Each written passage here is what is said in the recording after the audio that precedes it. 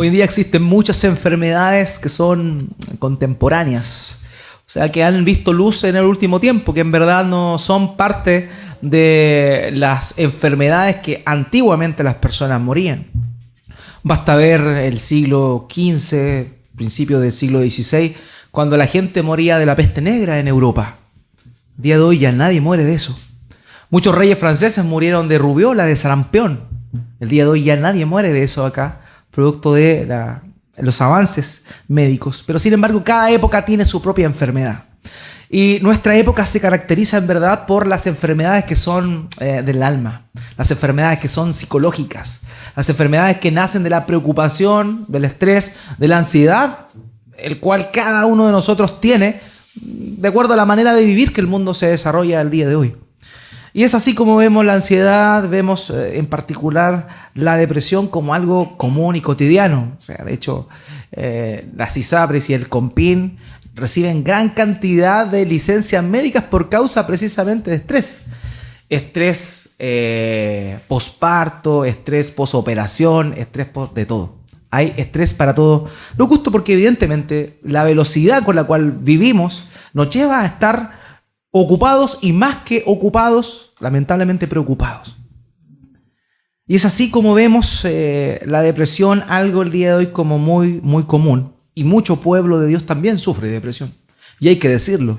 Uno podría decir, no, el cristiano no sufre depresión, pero eso es una mentira. El cristiano sí puede sufrir depresión si entendemos la depresión como un cambio o estar en un estado de ánimo bajo, de estar triste, de estar desanimado. Eso es lo que también, incluso hasta clínicamente, se le llama depresión. El cristiano no está libre de eso. Y aquí nosotros vamos a ver que nuestro hermano Daniel va a entrar en un periodo de crisis, en un periodo de depresión, que el mismo texto nos muestra aquí de alguna forma, pero vamos a ver que el día de hoy la cura para esas cosas, para la depresión, muchas veces son ansiolíticos, cosas por el estilo, pero el remedio de Dios es muy distinto a eso. Nosotros normalmente las personas que están tristes y deprimidas las tendemos a animar, a ayudar, ¿cierto? A motivar. Y vemos que la motivación que Dios da es maravillosa y no hay ninguna motivación como la que Dios da. Es así como vamos a llegar a este capítulo 7 de Daniel. Quizá usted se va a sorprender porque pese a todas las cosas que hemos visto que salen relatadas aquí de cuernos, de bestias, con alas, con garras de hierro y cosas por el estilo, vamos a ver que en virtud del texto, pese a que todas estas cosas aparecen manifestadas, eso tiene un solo objetivo, y es dar ánimo a nuestro hermano Daniel.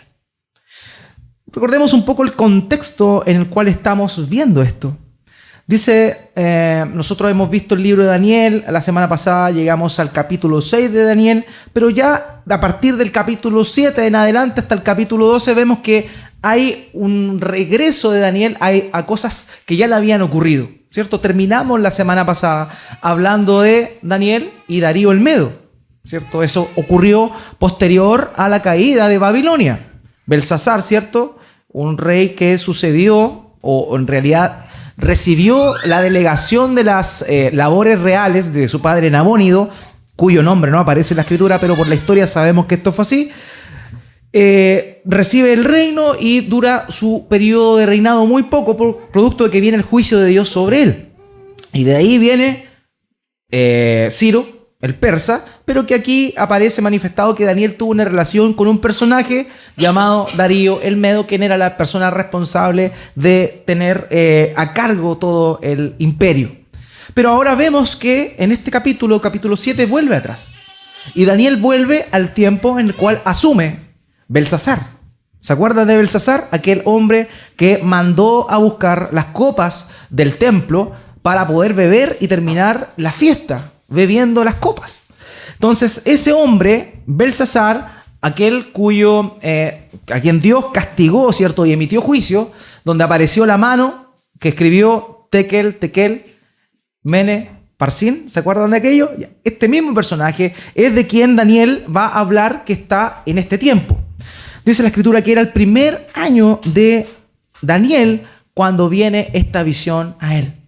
Daniel es un hombre que había servido fielmente a Nabucodonosor, rey de Babilonia. ¿Se acuerdan de ello? Ya había resuelto 2 enigmas bastante grandes que el rey tuvo. El primero, la visión que el rey tuvo por medio de sueños en Daniel capítulo 2, donde él ve este coloso gigante, esta estatua que tenía distintos metales preciosos, cuyos pies estaba mezclado de barro con hierro. Y vemos esta visión que tiene Nabucodonosor, a la cual responde, obviamente por un mandato divino, la revelación de parte de Dios. Daniel le responde eso. Posteriormente vemos que el mismo Nabucodonosor, por su orgullo, Dios lo castiga y lo tiene un periodo de 7 tiempos ahí, pastando con los animales, siendo como un animal prácticamente, recibiendo el rocío, sus uñas crecieron, su pelo creció, y todo eso hasta que finalmente él alza los ojos y ve y pide perdón a Dios, producto de su soberbia. Y vemos que Daniel había servido fielmente a Nabucodonosor. Pero de pronto ya vemos aquí que muchos años habían pasado de eso, aproximadamente 55 años de que Daniel había llegado como un joven a Babilonia. Y vemos que él se encuentra con este nuevo gobernante, Belsasar. Belsasar, producto de lo que nosotros vemos aquí, de su actuar, su insolencia sobre Dios y también su, llamémoslo, despilfarro de recursos del imperio, y también de su constante ánimo de estar en fiestas y en jolgorios, vemos que este hombre era muy especial. Por tanto, Daniel estaba en una época en la cual había cierta incertidumbre en su corazón. Por eso es que él mismo menciona aquí, en el primer año de Belsasar, es que viene esta visión, de alguna manera respondiendo a algo que estaba pasando en su corazón. Él veía y él tenía la claridad de que Dios iba a responder. Incluso vamos a ver más adelante, unos capítulos más adelante, que él sabía y había leído la profecía que Dios había dado, el profeta Jeremías, que después de 70 años de la deportación, Dios iba a traer de vuelta a su pueblo. Daniel sabía eso, él estaba claro que eso iba a ocurrir. Sin embargo, en su presente, en ese momento, él está viviendo bajo el reinado de Belsasar, un hombre totalmente corrupto y que era dado a todos los vicios habidos y por haber. Entonces, él entra quizá en un estado de depresión, de angustia. Vemos que ya Nabucodonosor era malo, tenía una tendencia, como lo vimos, a mandar a descuartizar a las personas y a quemar las casas. Vimos eso, pero Dios había, de alguna manera, dado gracia a Daniel frente a este gobernante. Pero este nuevo gobernante, que no tenía temor alguno de Dios, y que incluso vemos ahí en textos anteriores que él manda incluso a utilizar estas copas del servicio al Dios del cielo, que este hombre no tenía nada de temor. Por tanto, Daniel entra en esta incertidumbre, y es así como vemos que él le responde, Dios le responde con esta visión, ¿ya? En ese contexto. Por eso es que él no se encontraba bien. De hecho, termina la visión y el texto dice que él quedó más perturbado todavía de lo que estaba quizá en un principio. Ahora bien, una cosa que debemos, antes de entrar y profundizar un poco en lo que el texto nos muestra, hay que advertir algo de manera preliminar. Lo primero es que Dios le da esto a Daniel en visiones, en sueños, ¿ya? En sueños. Y para ello utiliza ciertos símbolos. Y eso es característico de un tipo de literatura que aparece en la Biblia que se llama la apocalíptica, ¿ya?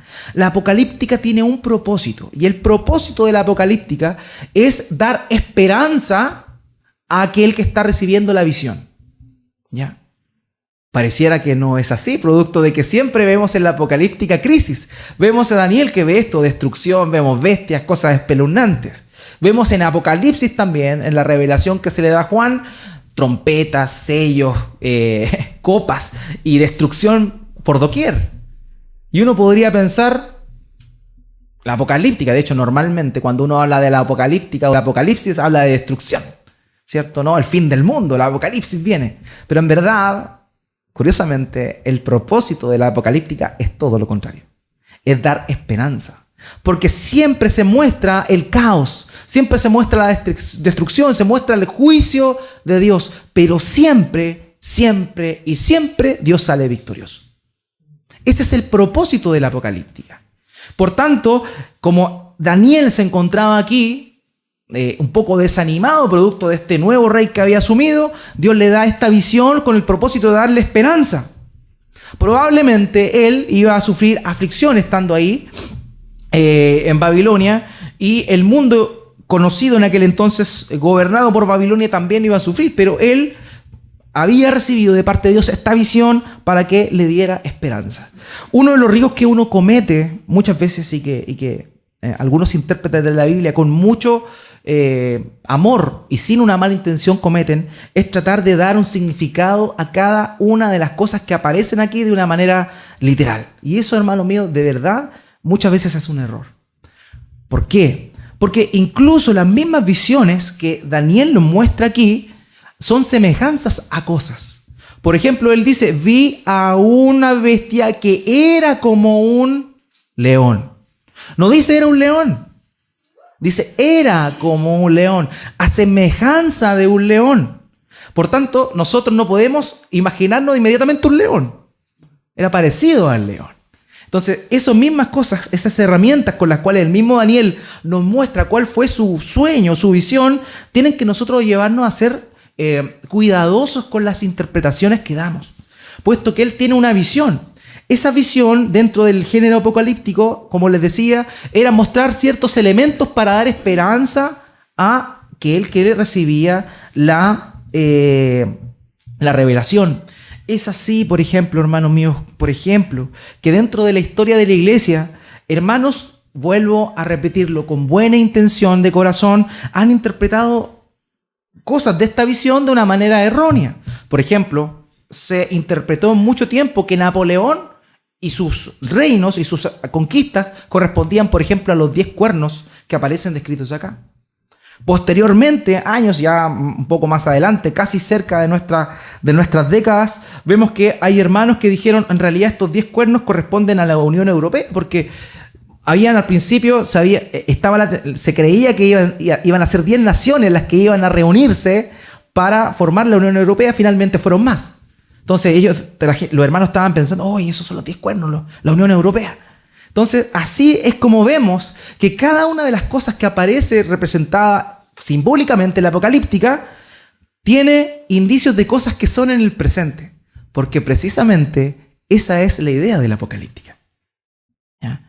¿Esos 10 cuernos podrían haber significado eso en ese tiempo? Claro que sí, en función a su contexto. En función a su contexto podrían haber significado eso. Hoy en día significa quizá otra cosa para nosotros en nuestro contexto. Recordemos que hay una tensión en la Escritura que se llama el ya pero todavía no.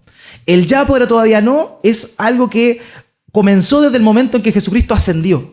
Jesucristo ascendió y en ese momento cuando viene el Espíritu Santo posterior a eso, estamos en los últimos tiempos. Ya estamos en los últimos tiempos. Los últimos tiempos no es algo que va a ocurrir después, al final de la era, no. Desde que Jesucristo ascendió y el Espíritu Santo vino, ya estamos en los últimos tiempos. De hecho, recordemos cuando el Espíritu Santo viene y el apóstol Pedro cita en el Hechos capítulo 2 al profeta Joel. Y dice, esto cumple lo que cuando los hermanos estaban llenos de felicidad y recibieron, ¿se acuerdan? Las lenguas y hablaban en distintos idiomas. Pedro dice, esto pasa para que se cumpla lo que dijo el profeta Joel. En los últimos días pasará bla, bla, bla, bla, bla. Desde ese tiempo, cuando vino el Espíritu Santo, estamos en el último tiempo. Por tanto, Dios le dio estas visiones a Daniel y no les da el significado preciso de qué significa cada una de estas cosas, precisamente ¿para qué? Para dar esperanza. Y para dar esperanza no tan solo a Daniel, sino también a toda la iglesia a lo largo del desarrollo de la historia. Por eso es que de alguna manera vemos que hay cosas que hermanos interpretaron que significaba una cosa, pero después esa cosa pasó y no fue, después apareció otra cosa, y dijeron, es esto. ¿Por qué? Porque la idea del mensaje de Dios por medio de la apocalíptica es dar esperanza al pueblo de Dios en el presente, por medio de cosas que todavía no están claras, que sí van a tener un final en el momento de la consumación, pero que sí se cumplen de manera gradual en el hoy por hoy. ¿Ya? Entonces, eso es lo primero. Por tanto, tenemos que ser sumamente responsables a la hora de aplicar estos simbolismos a cosas en concreto, porque nos podemos equivocar en eso. Y nosotros como hijos de Dios y amantes de la palabra de Dios debemos ser cuidadosos y no poner ni quitar lo que la Biblia dice. Entonces, en ese ánimo es que vamos a proceder a ver qué es lo que dice este pasaje, este capítulo 7 del libro de Daniel. Ahora bien, fíjense que la visión que tiene él es algo bien curioso. Ve una bestia, ¿cierto? Y cosas por el estilo. Pero esta visión no era algo nuevo para Daniel. Recordemos que en el capítulo 2, Nabucodonosor había tenido un sueño en el cual veía a este coloso, a esta estatua gigante, que representaba los reinos. ¿Se acuerdan de ello? De alguna manera, la visión que tiene Daniel ahora en esta oportunidad es básicamente la misma. Solo que ya no ve a una sola estatua, sino más bien ve a cada uno de los reinos descritos en Daniel capítulo 2, pero de una manera distinta, de una manera separada. Y vemos también que de alguna manera la forma en la cual recibió la visión el rey Nabucodonosor en el capítulo 2 fue una visión externa de los reinos. Fue como una visión humana.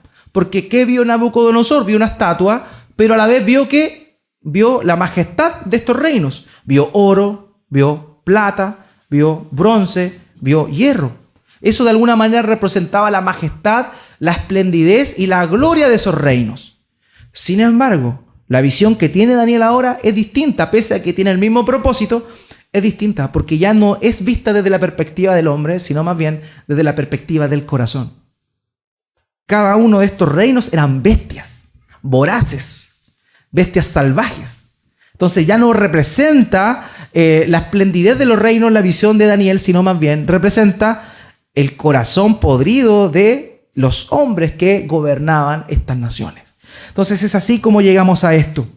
Ahora es importante notar otra cosa relevante, que dentro de la cultura babilónica, incluso del cercano oriente, cada uno de los elementos que Daniel ve son conocidos. Estas visiones que Daniel tiene eran cosas que para el común de la gente en aquel entonces, gente que estudiaba, que tenía cierto grado de conocimiento, eran propias.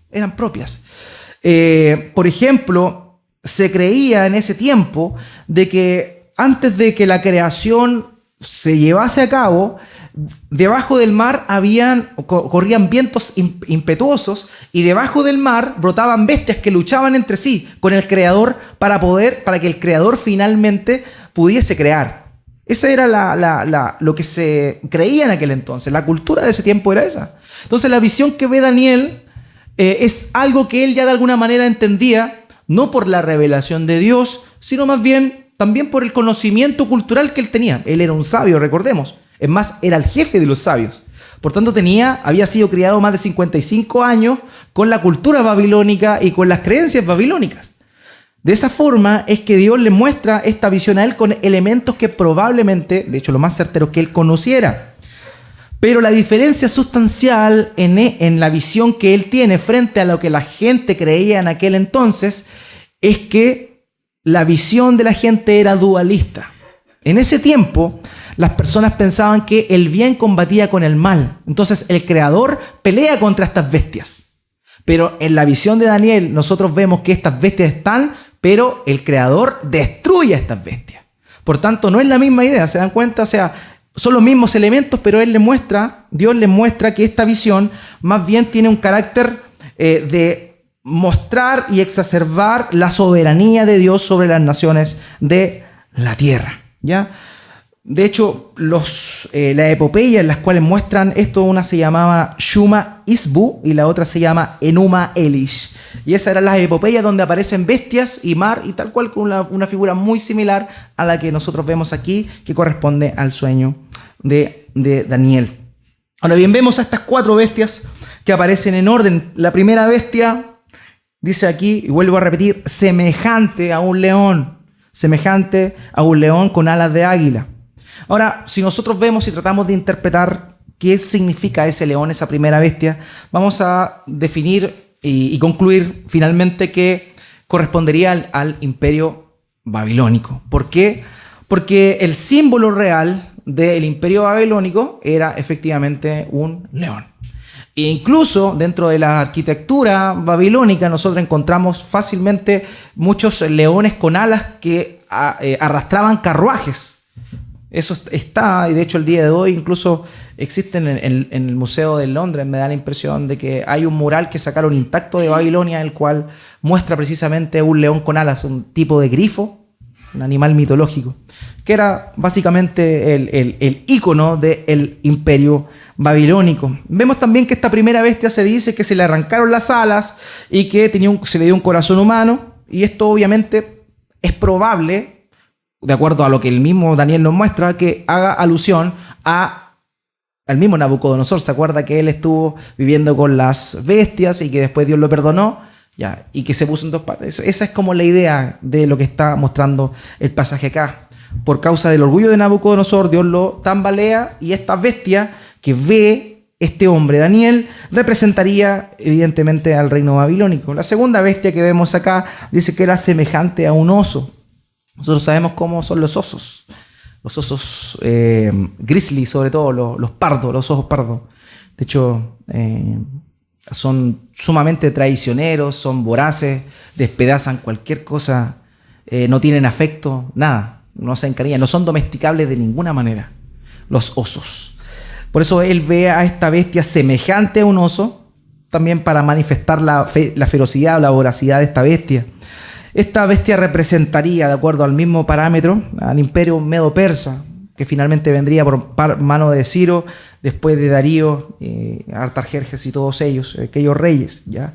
Dice que esta bestia tenía una inclinación a apoyarse más de un lado que del otro, probablemente, y vuelvo a insistir, probablemente.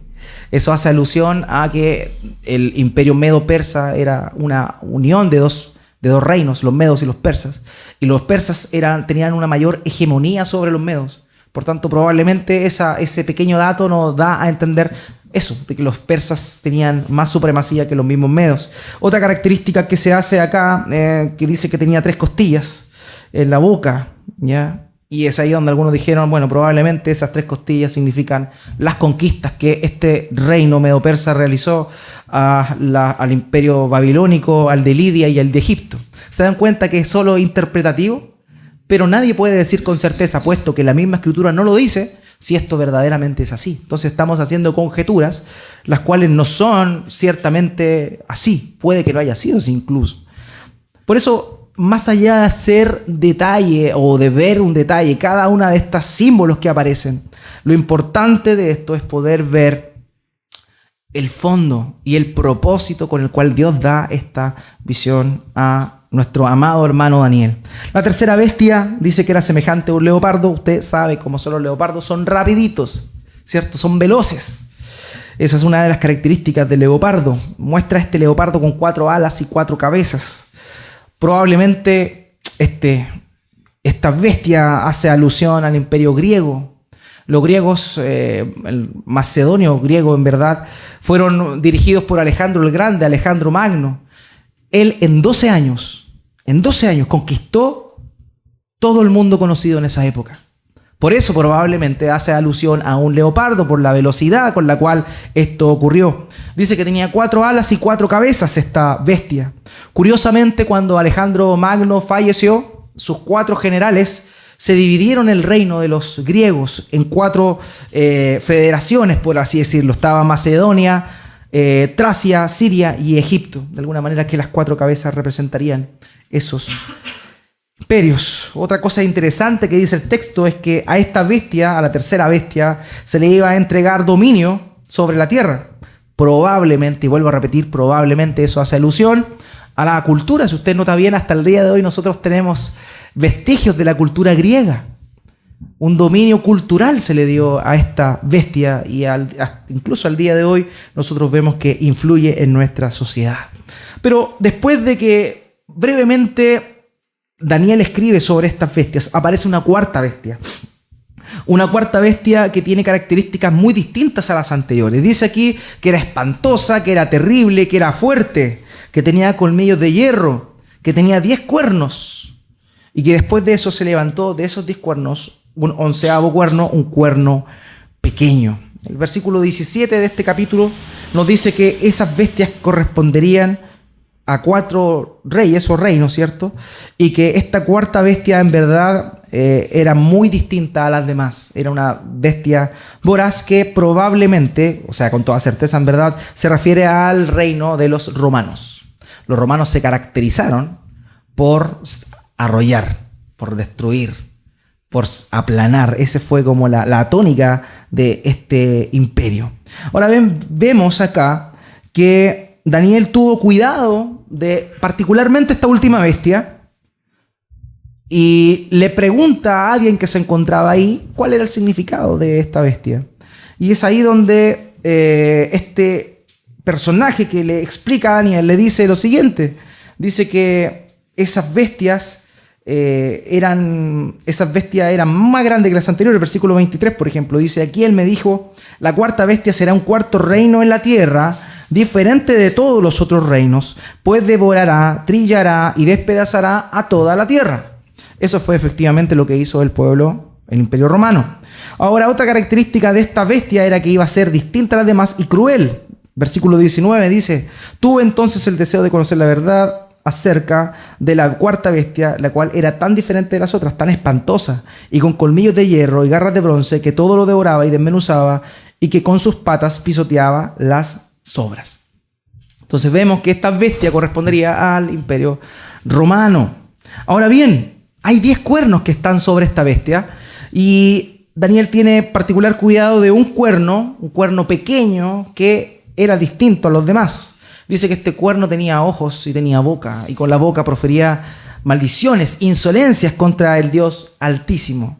Tengan en cuenta esto, piensa un poquito en Daniel. Daniel estaba acongojado por su situación, y de pronto Dios le da esta tremenda visión que obviamente se entiende que su reacción final haya sido de quedar totalmente descolocado.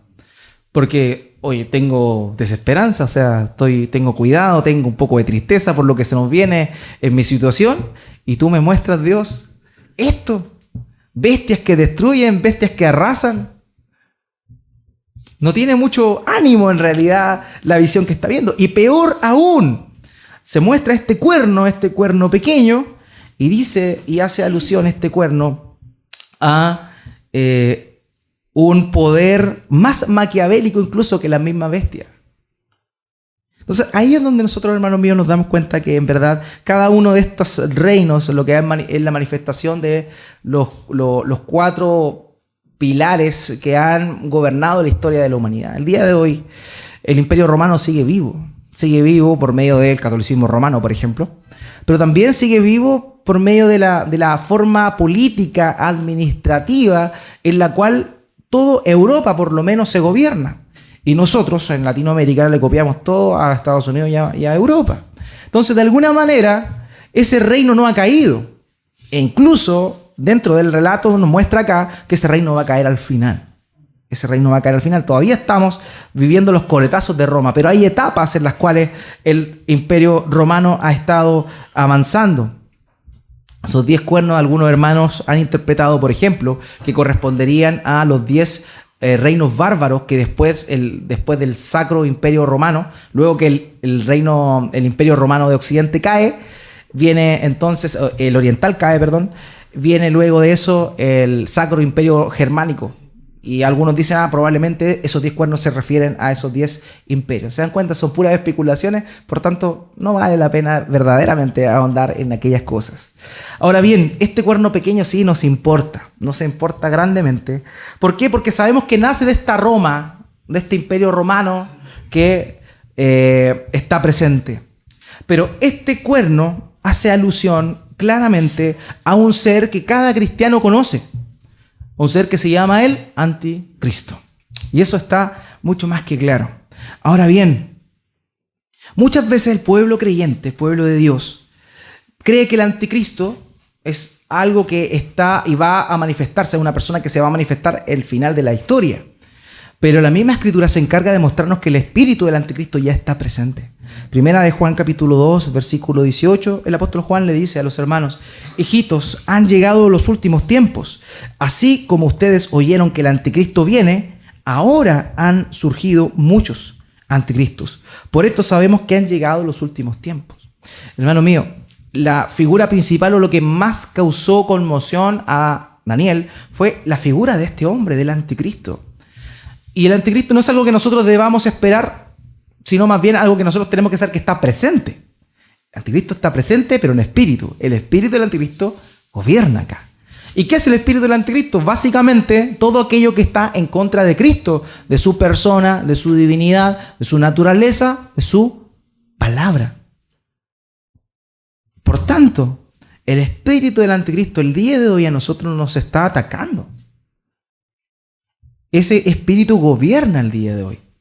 ¿Pero cómo gobierna? Por medio de la política, por medio de las leyes, por medio de la televisión, por medio de lo que leemos, por medio de todo. Todo está permeado de la mente del anticristo, de lo que está en contra de Cristo. Por tanto, nosotros estamos inmersos como creyentes en eso. Por eso la situación de Daniel no es muy ajena a la nuestra. Si nosotros comparamos a Daniel en ese tiempo y a nosotros, estamos prácticamente igual. Incluso en aquel entonces el cuerno todavía no venía porque representaba al Imperio Romano, cosa que fue posterior, muchos años después del mismísimo Daniel. Sin embargo, eso sí nos afecta el día de hoy a nosotros. El espíritu del anticristo ya está gobernando. ¿Y qué nos quiere imponer? Ideologías. ¿Qué nos quiere imponer? Leyes que avalan esas ideologías. Es ahí donde nace todo esto que estamos viendo, este boom, que de la noche a la mañana, se supone, ha estallado, pero de una manera exabrupta. Nadie un año atrás se hubiese imaginado, por ejemplo, esto del movimiento feminista acá en Chile. Sin embargo, viene de mucho tiempo, pero ahora reventó. Pero es algo que uno ve, pone la noticia en el cable de Argentina y está pasando lo mismo. Colombia, lo mismo. Perú, lo mismo. Europa ya pasó por eso. ¿Por qué? Porque el espíritu del anticristo está imperando, gobierna aquí. Y es ahí, hermanos míos, donde nosotros tenemos que saber, y muchas veces nosotros también entramos en desesperanza producto de la situación que vivimos. Decimos, Señor, ¿cómo es posible que la lógica humana llegue a pensar que un bebé de 14 semanas no es vida? Hace poquito vi una ecografía de un bebé de 10 semanas. Su corazón latía y movía las manitos así. Eso no es vida. O sea, la lógica ya no sirve el día de hoy. Porque el anticristo, la mente del anticristo, el espíritu del anticristo tiene embotada a las personas, a la gente. Hoy en día se le enseña, hay transformistas que en ciertos países van a hacerle educación sexual a los niños de kinder. Un lavado de cabeza. Se está imponiendo esto. Siempre ha sido así, pero en este tiempo más todavía. Por tanto, ese cuerno no está tan lejano. La persona del anticristo se va a aparecer y va ya ahí a hacer la cosa suma de todo esto. Pero eso ya está. Ya estamos enfrentados a eso. Y eso muchas veces, ¿qué produce en el pueblo de Dios? Desesperanza, angustia. Porque evidentemente pareciera que estamos perdiendo. Pareciera que ya nadie tiene siquiera criterio o lógica para pensar en qué es lo bueno y qué es lo malo. A Dios ya se sacó de la ecuación. Hermanos míos, la ciencia, los hombres de ciencia, los primeros hombres de ciencia eran creyentes. Y utilizaban la ciencia para demostrar la sabiduría, poder de Dios. Pero hoy en día, la ciencia, o más bien los científicos, porque la ciencia es algo objetivo. La ciencia se hacen pruebas y se sacan cosas objetivas. La interpretación de esos resultados pasan por un científico. El problema no es la ciencia, el problema es el científico que tiene su mente corrompida y que ha decidido sacar a Dios de la ecuación. Hoy en día, si tú quieres hablar de ciencia, no, partamos de la premisa de que Dios no existe. Entonces ya todo lo que nosotros conocemos y se formó, ocurrió de una manera espontánea. Pero eso no es la realidad. Pero nuestros hijos están bombardeados de eso en los colegios. En la universidad ya, tú eres cristiano, jajaja, ¿cómo se te ocurre creer en esas cosas tan antiguas? O sea, eso es lo que se ve el día de hoy. Vemos desesperanza en nosotros. Les predicamos a las personas y no creen. Nosotros tenemos que retroceder y tratar de explicarles que Dios existe primero, para poder presentarle a Jesús. A ese nivel hemos llegado. Entonces, hermanos míos, estamos pasando por un periodo sumamente difícil. Un periodo en el cual vemos que el príncipe de este mundo, por medio de esta mentalidad, gobierna. Y nosotros, obviamente, tenemos la responsabilidad de contrarrestar esto, puesto que somos sal y somos luz. Pero también eso nos puede producir tristeza. Y es lo mismo que produjo a Daniel. Pero es ahí donde viene, hermanos míos, lo maravilloso de este mensaje de esperanza que Dios le da a Daniel. Pese a que el anticristo esté, pese a que el anticristo quiera, la mente del anticristo quiera destruirnos, Dios aún así está con nosotros. Y Él al final del día va a vencer. Hermanos, el espíritu del anticristo quiere destruirnos. Quiere opacarnos, tratarnos de ridículo. Probablemente cuando usted entre en discusión con alguien le va a decir, oye, infórmate, ignorante. Anda a leer, lo van a mandar a leer probablemente. Nos tratan de denostar, nos tratan de fanáticos, etcétera, un sinnúmero de cosas. Pero nosotros tenemos que saber que eso va a ocurrir y va a seguir ocurriendo, porque es la tónica del Hijo de Dios. El Señor Jesucristo dijo en Juan capítulo 15, versículo 20, acordaos de la palabra que os he dicho, el siervo no es mayor que su Señor. Si a mí me han perseguido, también a vosotros os perseguirán. Si nosotros somos de Cristo, el espíritu del anticristo va a tratar de eliminarnos. Hoy en día en nuestra sociedad nosotros vemos esto, pero también muchas veces es una falta de respeto, como oraba mi hermano delante, considerar nuestra situación grave frente a lo que muchos hermanos en Oriente están viviendo. A nosotros no nos matan hoy en día, pero allá los matan. Allá los creyentes los matan, los queman, los ahorcan. A nosotros hoy día de hoy no nos pasa eso. Entonces vemos que el espíritu del anticristo está en este lado, en esta latitud. No es tan brutal la persecución, pero existe, la imposición está. Pero en otros lados del mundo vemos que hermanos nuestros están padeciendo y peleando una batalla inmensa contra esto. Entonces, debemos, hermanos míos, ser bastante criteriosos y saber y confiar en que Dios, pese a cualquier situación, Él nos va a ayudar. Él va a estar con nosotros. Puede que la cosa sea cada vez peor, pero no te preocupes, confía en Dios. Porque Cristo, hace 2000 años atrás, vino a morir en una cruz de una manera humilde. Pero su segunda venida no va a ser humilde. Él, para poder ser rey de un pueblo, tenía que tener un pueblo. Ese pueblo era esclavo de otro, esclavo del pecado, esclavo de Satanás. Por eso ese rey viene a librarlos primero a ese pueblo para después venir a estar con ellos y reinar. La segunda venida de Cristo no va a ser amorosa como la primera, va a ser con justo juicio, sí, amor para con nosotros, pero juicio y rectitud para aquel que no está en Cristo, aquel que le ha desobedecido, aquel que voluntaria y deliberadamente ha rehusado la palabra de Dios. Nosotros predicamos a un Dios de amor porque es cierto, Dios es amor y en su misericordia nos ha salvado a nosotros pecadores. Pero también es necesario que prediquemos a este Dios justo, a este Dios que devuelve, da retribución de acuerdo a la falta que la persona ha cometido. Y es en este capítulo de Daniel donde vemos precisamente eso. Hermanos, vemos acá una visión maravillosa en el versículo 9. Dice, mientras yo miraba, se colocaron varios tronos y un anciano, entrado en años, se sentó. Su vestido era blanco como la nieve y su cabello era semejante a lana limpia. Su trono era una llama de fuego y las ruedas del trono eran fuego ardiente. De su presencia emanaba un río de fuego y a su servicio estaba una multitud imposible de ser contada. El juez se sentó y los libros fueron abiertos. A mí me llamaba la atención la estruendosa e insolente voz del cuerno y me quedé mirando hasta que mataron a la bestia y destrozaron su cuerpo, que luego fue quemado en el fuego. Parece todo perdido, parece que la bestia, este cuerno, hace guerra contra los santos, los destruye, le está ganando. Pero ¿qué pasa al final del tiempo? El anciano de días se sienta a juzgar. Y él va a dar justa retribución a este cuerno que ha producido dolor a su pueblo. Entonces, hermanos míos, nosotros debemos tener confianza en Dios.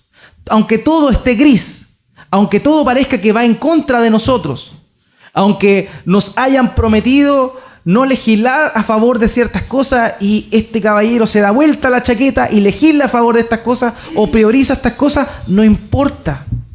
No importa. Hermanos, el juicio se acerca. Y el justo se va a sentar a juzgar. Y en su venida, la venida, porque aquí hay algo maravilloso, se ve este anciano que va a emitir juicio, pero hay otra cosa maravillosa aquí que se nos muestra, que es la venida del Hijo del Hombre. Normalmente nosotros pensamos, cuando leemos el Nuevo Testamento y Jesús se refiere a su misma persona como el Hijo del Hombre, nosotros pensamos, se llama Hijo del Hombre porque nació del hombre. Pero no, el título Hijo del Hombre hace alusión directa a Daniel capítulo 7, versículo 13, donde se ve que a un hombre, a alguien semejante a Hijo del Hombre, se le da autoridad, gloria y majestad. Eso significa el título del Hijo del Hombre. Hermanos, Cristo va a volver. Cristo ya vino humildemente, derramó su sangre por nosotros, pero Él va a volver en gloria y majestad, y ese reino no tendrá fin. Ese reino no será nunca destruido.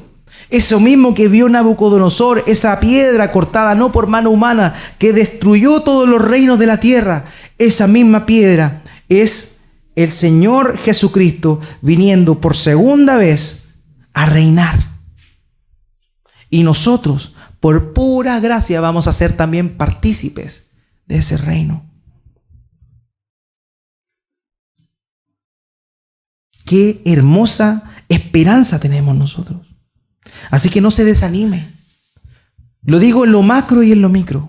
Si usted está pasando por un momento de tristeza, por un momento de dificultad, así como oramos delante, quizá alguno no tiene trabajo, alguno quizá está pasando por una enfermedad, un familiar cercano está con alguna enfermedad grave. ¿Sabes qué? No te desanimes. Porque pese a esa situación, al final del día, Cristo venció. No importa lo que veamos en la televisión, nos veamos que todos los panelistas de los matinales hablan en contra de lo que creemos. No importa eso. Al final del día, Cristo va a vencer. Y esa es nuestra esperanza. Esa es nuestra confianza. Los libros serán abiertos. El Dios único y verdadero va a emitir juicio. Condenación y destrucción para estas bestias y para este cuerno. Segunda de Tesalonicenses capítulo 2, versículo 8. Y entonces se manifestará aquel inicuo, el cuerno, a quien el Señor matará con el poder, con el espíritu de su boca, y destruirá con el resplandor de su venida. Hermanos, Cristo volverá a reinar y destruirá a todos sus enemigos. Y esa es nuestra bendita esperanza.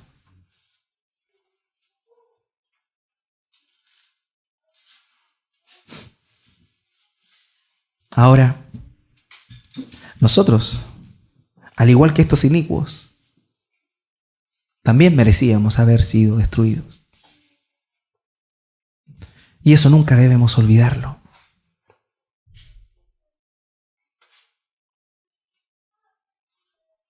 Versículo 22 dice, hasta que vino el anciano entrado en años y dictó sentencia en favor de los santos del Altísimo. Y llegando el momento, los santos recibieron el reino.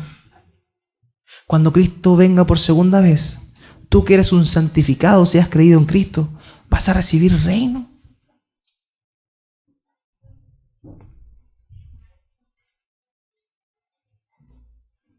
Versículo 27. Entonces se dará al pueblo de los santos del Altísimo el reino y el dominio y la majestad de los reinos bajo el cielo. Y su reino será un reino eterno y todos los poderes le servirán y lo obedecerán. Nosotros que merecemos destrucción, vamos a recibir parte del reino de Dios en Cristo, por estar en Cristo. Entonces, nunca olvidemos, hermanos, al mirar nuestro entorno, al mirar lo gris que se ve el panorama, que tenemos y vivimos con un Cristo vencedor. Romanos dice que nosotros somos más que vencedores. Más que vencedores. Eso es increíble.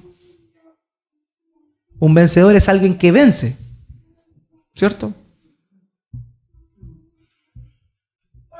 Pero aquí dice que somos más que vencedores.